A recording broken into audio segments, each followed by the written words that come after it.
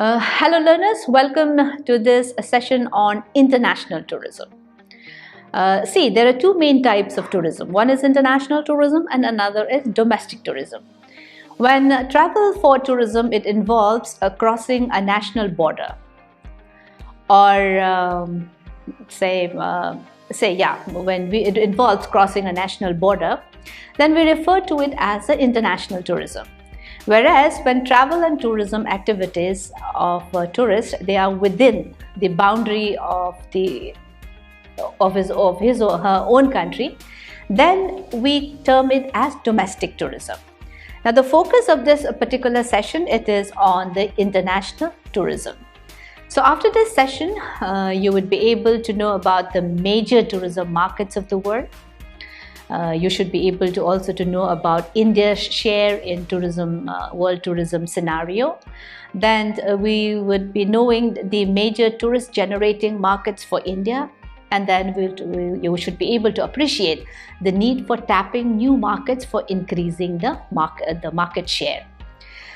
According to the Ministry of Tourism, Government of India, an international visitor is any person visiting the country on a foreign passport, and the main purpose of the visit is other than the exercise of an activity remunerated from within the country or establishment of residence in that country. It means when the person is coming not for job opportunity or for employment purpose. So if you look at this definition, there are two segments of visitors which are covered. One is the foreign tourists, who stay at least for 24 hours in India, and the purpose of whose journey can be classified into any one of the following, whether it is for leisure, recreation, health purpose, for studying purpose, holiday, religion, business, visiting your family, then attending meeting purposes, etc. And the following three categories, they are not regarded as tourists by the Ministry of Tourism.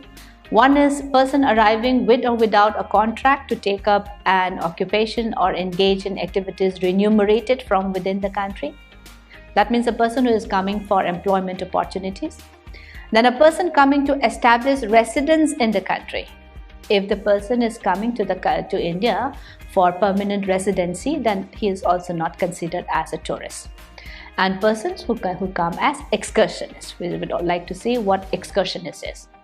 This is the second type of visitors. So an excursionist is a visitor who stays less than 24 hours in the country.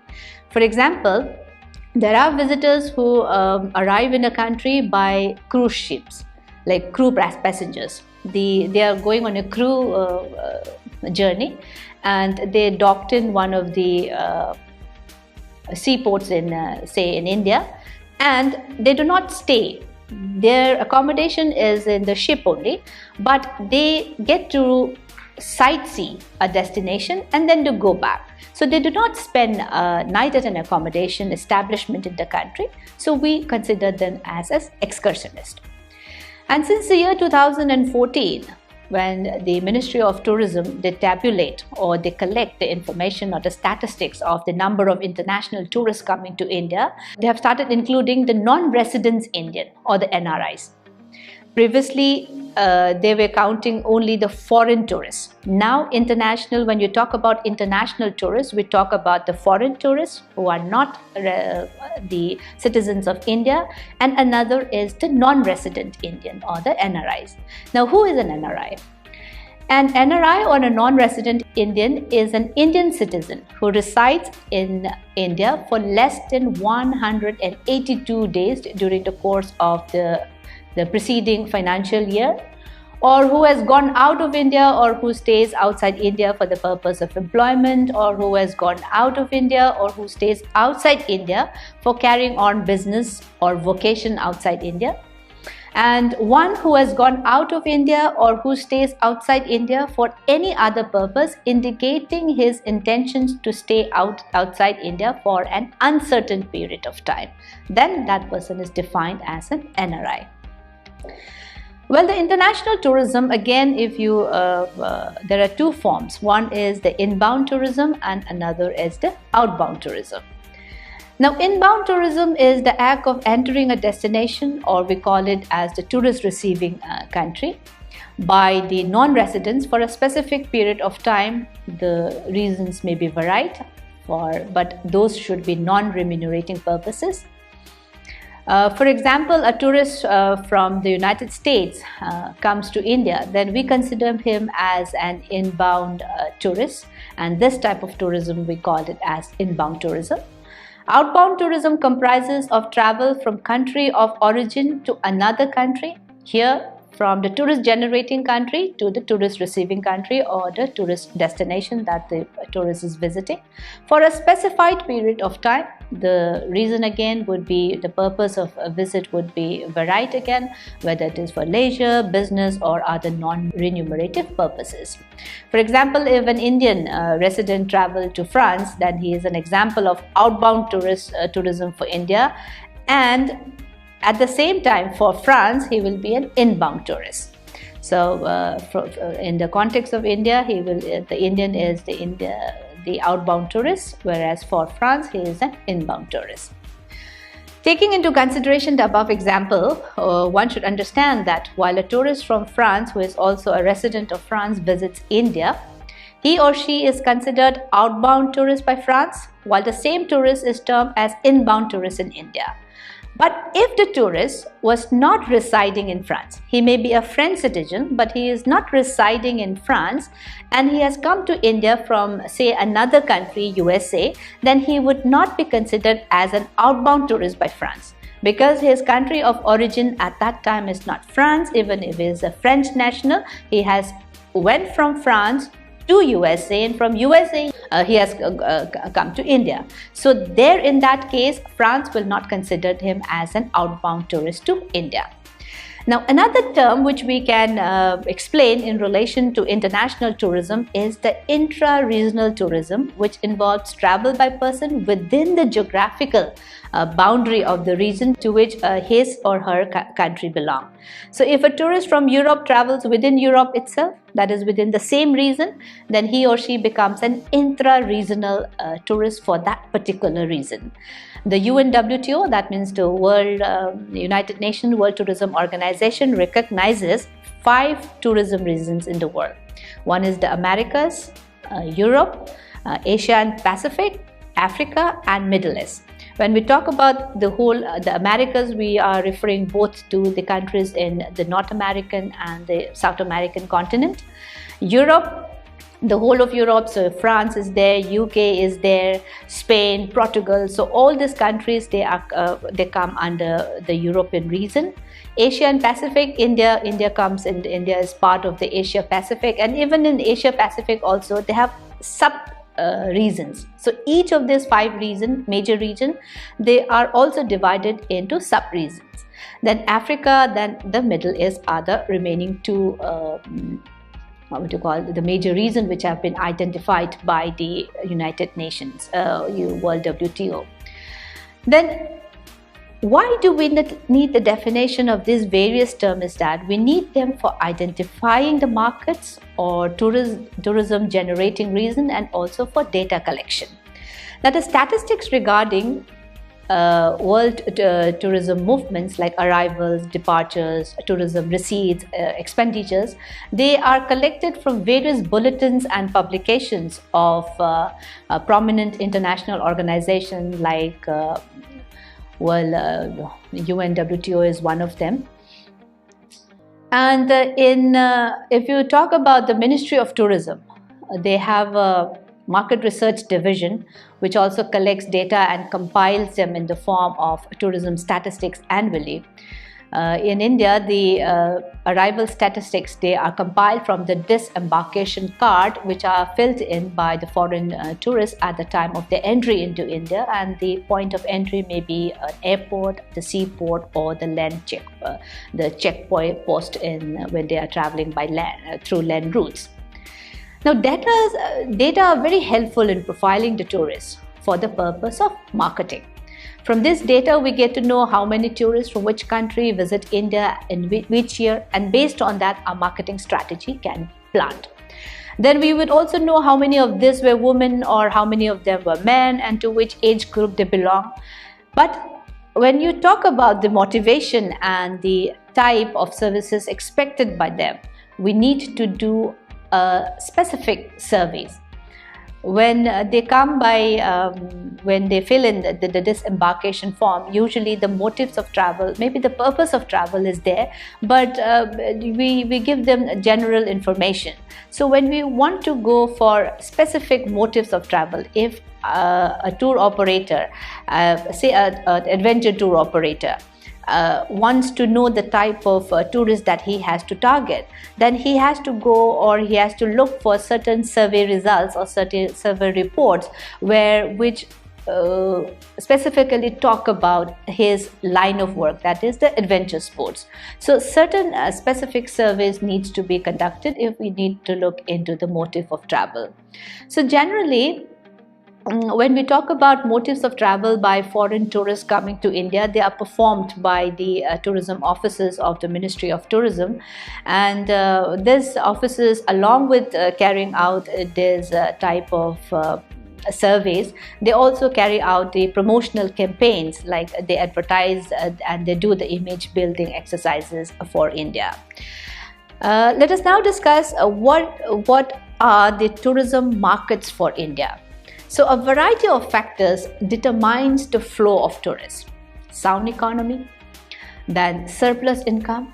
Tourism is a leisure activity. So if you have surplus income, then only then will you be able to partake in tourism activities, because the basic necessity of life needs to be first fulfilled, then only the leisure activity comes. So you need to have surplus income, which we also call as the discretionary income. Then the number of holidays and vacations, political conditions and travel advisories by government are some other factors to be taken care of in this regard. So an analysis of the data available, it shows that traditionally the major tourist generating countries in the world have always been the developed countries. But today, all destinations, they are in intense competition with each other to get a larger share in the market. So knowing the activity level of the various tourism regions, the top tourist destination, both in terms of tourist arrivals, revenue earned and top tourist spenders in the world will be beneficial. Now this will give marketers and promoters of a destination a benchmark for comparative studies of tourist statistics. For example, by studying the region-wise distribution of tourists, world's tourist arrivals and revenue earned, the marketers of upcoming destinations like say India, they will be able to find out the overall global tourism traffic and its accompanying monetary implications. Now this information, when you combine it with other information like the inflow of international tourists to South Asia. Now South Asia is a sub-region of the Asia Pacific region to which India belongs. And if you know the actual and the forecasted tourist arrivals to India from the various countries, the level of tourism development in the country, carrying capacity, etc., then all this combined information, they will help the marketer or the promoter to narrow down specific potential tourism market segment that can be targeted. And if you look at the history of or the inflow of tourist arrivals, international tourist arrivals down the years, despite occasional shock, the international arrivals have virtually shown uninterrupted growth. From about 25 millions in way back in 1990 to say 278 millions in 1980 to 528 millions in 1995 and crossing the 1 billion mark for the first time ever in 2012. So the figure for the total international tourist arrival worldwide in 2019 is a staggering 1,460 million. So apart from the traditional favorites of Europe and North American region, the Middle East and the Asia and Pacific region, they have also shown a lot of continued growth rate. As per UNWTO International Tourist Arrival Statistics in 2018 and 2019, Europe welcomed 51% of the world's visitors, followed by the Asia and Pacific region, which accounts for 25%, and the Americas region for about 15%. Now, as far as the purpose of travel is concerned, 56% of the world visitors have leisure, recreation, and holidays as its main purpose, while a significant 27% of the visitors travel for visiting friends and relatives, health, religion, and other purposes. The business and the professional visitors, they accounted for about 13% of the total world visitors. And in terms of mode of transportation use, the international travel have heavily relied on the air transportation, like 58%, followed by roadways at 37%, waterways at 4%, and travel by railway lines at 2%. So an important question arises here is, where does India stand in this total world tourism arrival statistics, or the scenario that we have just talked about? Well, let us compare the figure based on the latest statistics provided by the Ministry of Tourism, Government of India for the year 2019.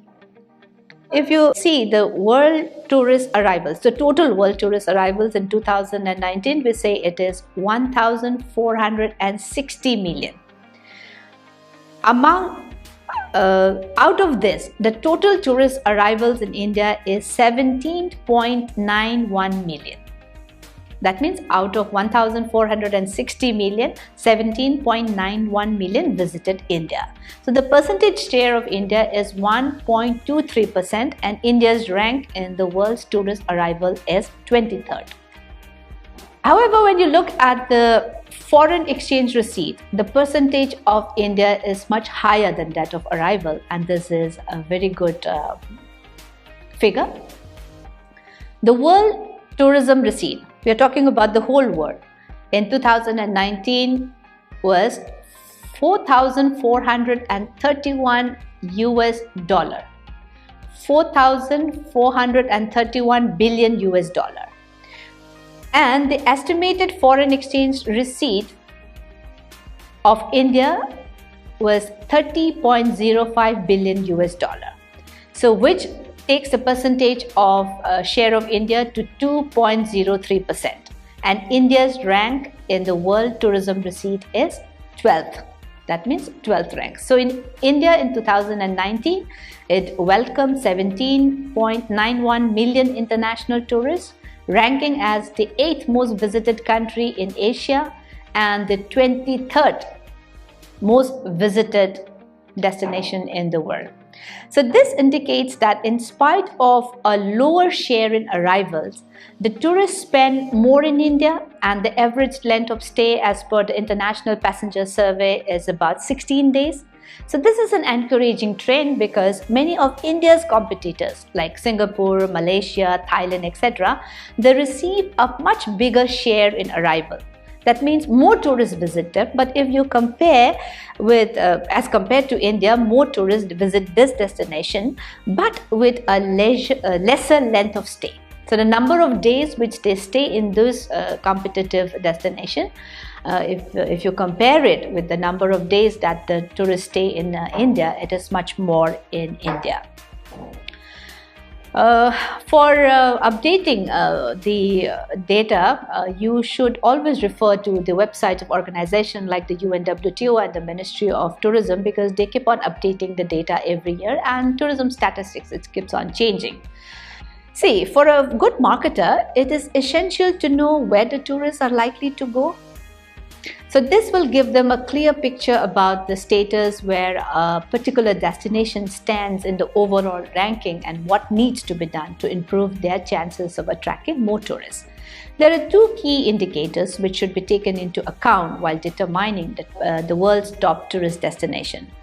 It is always common practice and accepted norm to base the rankings solely on the number of tourist arrivals. But it is equally important and sometimes more important, to consider the tourism receipts of destinations while ranking them. If you look at this figure, you will notice that out of the top 10 countries, 5 of them, namely France, Spain, Italy, Germany, and the United Kingdom, they are in Europe, and they have a combined footfall of around 309 million tourists. Again, Turkey is a country which bridges Europe with the Middle East. So we can say Europe is the most visited tourism region in the world. Now, apart from Europe being the top destination or the most visited region, it is also the region which generates the most visitors, accounting for about 48% of the total outbound visitors worldwide. So it is the most tourist receiving region as well as the tourist generating region worldwide. Asia and the Pacific region, it generates about 26% of the world tourists, followed by the Americas at 17%, the Middle East at 3%, and Africa also at 3%. Now again, since the underlying motive behind every destination's effort to promote tourism is the revenue it generates, therefore it is very important that not only the number of arrivals which matters, the amount of money tourists spend during their stay in a country also matters. Now, one area where destination promoters they should emphasize upon is therefore the current trends in international tourism receipts and expenditures. So in this regard, knowing the world's top revenue earners and spenders in tourism will be important. USA records the maximum revenue, followed by France and Spain. If we look at the top spenders on tourism, China accounts for the world's largest spender on tourism, recording $277 billion US. They spent on the tourism activities, and China is followed by the United States of America, Germany, and the United Kingdom. So overall, you have a rough or a broad picture of the type of the countries where tourism receipts or the tourism number of tourist arrivals or the prominent tourism destinations in the world is there. And when we talk about prominent tourism destinations, like I said, we are not focusing only on the number of tourist arrivals. We are also focusing on how much a country earns or how much a country expends when they go to another destination. Now let us look at the market for India. When you talk about India in terms of attraction, it is a destination with a very strong tourism product. We have culture, we have history, architecture, beaches, mountains, religion, ethnicity, you name anything. And traditionally, all these have been the pull factor for international tourists to India. Yet, infrastructure-wise, there have been certain weaknesses which makes it less attractive or less accessible. So we have lack of number of international airport, the huge size of the country, lack of hotel rooms, quality hotel rooms, standardized hotel rooms, or the star category hotel rooms are some of the examples where India is lacking. And because India is also a long-haul destination from the major tourist generating markets of the world, this is also another drawback for us. And when we talk about major tourist generating markets, as you have seen before, those the major tourist generating markets are from the European and the American region, which is a long-haul destination or at a long distance from India. Long distance means more money would be required by the tourists to visit India. So this is one drawback. So only the high-income group of people will be able to come to India. Now, in spite of all these weaknesses, India has crossed the 17th million mark of tourist arrivals in the year 2018. Now, it has been a long journey of slow and steady progress from a little under 17,000. See, 17,000 tourist arrivals way back in 1951 to welcoming the first million in 1990 and eventually the 17th million in 2018. Now, identification and the study of the tourist generating markets for India is determined by assessing the tourist arrivals from different countries. So the foreign tourist arrivals, or the FTA, in India have been increasing from all regions. The growth was maximum from Africa, surprisingly, at 10.4%, followed by Central and South America at 9.8%, East Asia at 9.2%, Southeast Asia at 7.6%, then Australasia is there, North America, South Asia, and the Western Europe. All these are sub-reasons within the broader 5 reasons which have been identified by the UNWTO. So the percentage which is shown in the foreign tourist arrivals in India during the year 2018, the highest was for South Africa at 29.440%, followed by Western Europe, then North America, Southeast Asia, East Asia, Eastern Europe, West Asia, Australasia, and so on.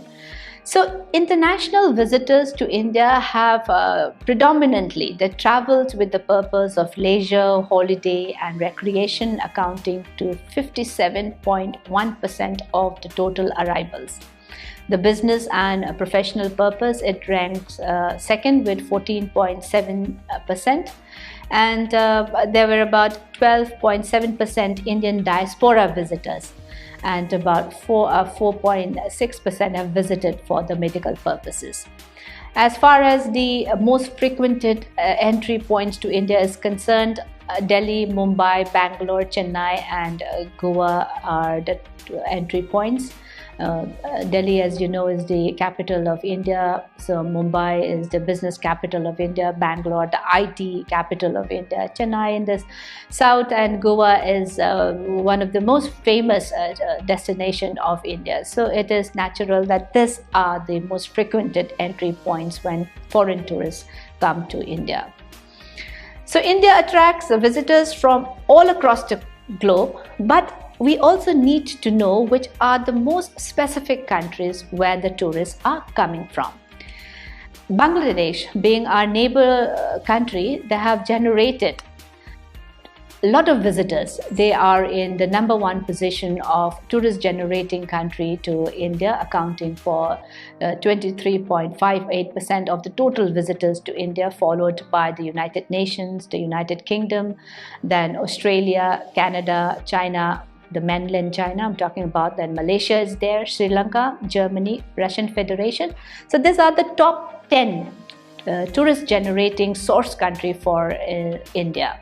Then UK used to be #1, but it still continues to generate a large number of tourists for India, partly because of the historical connection between the two countries, and partly because a sizable portion of population of Indian origin that still lives in the UK.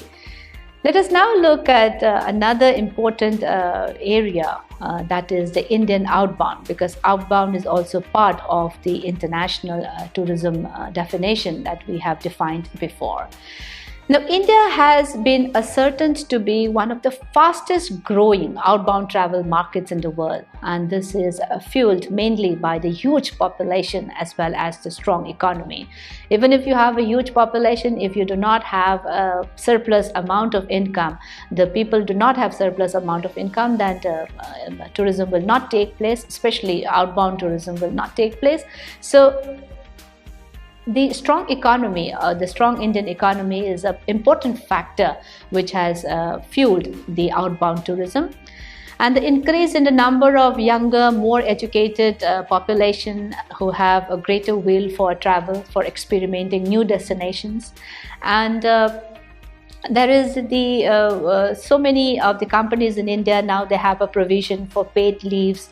Now all these are good indicators for a strong growth for outbound tourism from India. Then India's outbound market, it has gradually increased from 4.5 million departures in 2001 to a massive 26.9 million departures in 2019.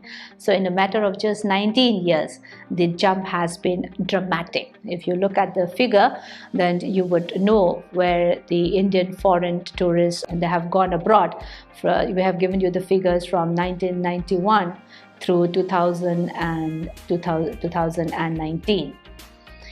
Now, Again, Indians are exploring more new regions than ever. Majority of the outbound visitors, they travel regionally and hence Middle East, 36%, and Asia, 34% records more visitation from India. UAE and Saudi Arabia have been the most popular destination in the Middle East. Thailand, Singapore, and Malaysia are the most visited destination by Indians in Asia as per the records in 2019. The third most preferred reason for outbound travel from India has been the traditional favorites of Europe at 17%, Americas at 9%, and Africa at 5%. So if you look at these figures, then you have a rough idea of where Indians are going abroad, which reasons they are going. In terms of percentage, it is also given, so you have an idea of where the Indians travel when they go out for holidays from India. Let us now look at some of the factors which affect the growth of Indian outbound tourism. We have already talked about the huge population and the impressive economic growth of the country. Now, the emergence of the great Indian middle class is another factor which accounts for it. Then substantial disposable income, the liberalization of the country's civil aviation policies. Before 1990, it was state-regulated policies. Now with the open sky policy, we have a number of budget airlines coming into play, and these budget airlines, they are one of the main reasons why when it comes to increasing the number of outbound tourism from India. Then the liberalization of the exchange control, because what you can take out from the country, the amount of money and how much you can bring in, all this exchange control also have a lot of impact on the number of outbound tourists going out of India. So because of the liberalization of the exchange process, the number of outbounds have also increased. Then considerable, like we have already talked about this, considerable increase in the number of airlines and flight connectivity. If you have to go to certain region, obviously the accessibility or the connectivity is very important. And when we talk about flight connectivity, we have a number of airlines, both foreign and Indian airlines, private and public airlines in the picture now. And we have then the liberalization of policies for issue of travel documentation. Then bilateral visa arrangement with a number of countries India have entered. So this also helps in the number of both number of inbound and outbound tourist movement. Then relaxation in foreign exchange regulations, greater awareness about destination due to aggressive marketing. If you looked into the Incredible India campaign, then we have a lot of promotional activities being done by the Ministry of Tourism. So this also helped in giving out a very good positive image about India as a destination. So the promotional activities really do help. Then the increased access to information, the proliferation of advanced IT tools like the internet, then the online booking facilities, the opening up of new destinations as a result of the new Indian travelers' readiness to experiment with the choices available. So all these are certain factors which can be attributed to the growth of the outbound tourism from India. Now, many a times we can also see that the holiday financing schemes by various banks and other financial institutions, and even the big tour operators themselves, you can avail the holiday and then make your payments in terms of small monthly installments. So all these factors, they really helped in the outbound tourism movement. Now let us sum up what we have discussed so far in this session. We have talked about the major tourism markets of the world. Like if you look at the UN WTO's division, there are 5 major reasons which we have classified the whole world into. The Americas is there, Europe is there, Asia and Africa, Asia and the Pacific. Then we have Middle East, then we have Africa. So these are the 5 major tourism markets of the world. Then India's share, you have also we have also discussed where India is 23rd in terms of tourist arrivals, whereas in terms of revenue generation, it is ranked 12th in the whole world. And we talked about the major tourist generating markets for India. Bangladesh is the top tourist generating country for India, and followed by USA and UK. Then we have also seen a few points on how the outbound tourism from India has really taken a big leap of growth in the last few years. And the major reasons we have already identified, one being the strong economy that India has, as well as the number of increasing size of the Indian middle class, as well as the other provisions of connectivity and IT tools, which also helps and make the world a more accessible place. So thank you so much for this session. We will talk about other aspects in other remaining sessions of this course.